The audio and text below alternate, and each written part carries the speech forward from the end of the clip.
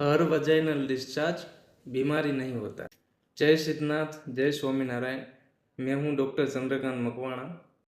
अगर डिस्चार्ज की बात करें तो डिस्चार्ज ट्रांसपेरेंट या क्लियर पानी जैसा होता है तो वह अक्सर नॉर्मल होता है। यह ओव्यूलेशन के दौरान होता है, यानी मासिक आने से पहले।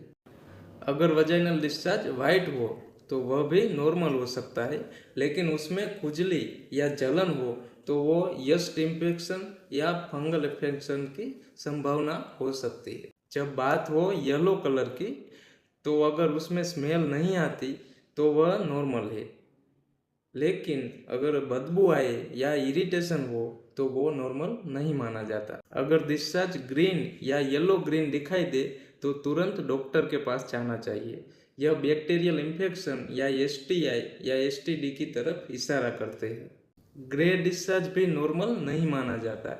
ज़्यादातर बैक्टीरियल वजाइनोसिस में ग्रे कलर का साथ फिशी स्मेल आता है। अब बात करते हैं रेड या ब्राउन कलर की, जिसे स्पॉटिंग या हल्की ब्लीडिंग भी कहा जा सकता है।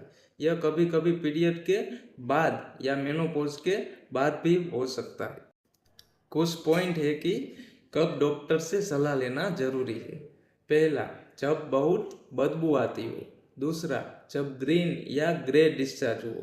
तीसरा, जब खुजली हो, जलन हो या दर्द हो, उसके साथ बुखार हो। If you like this video, please share.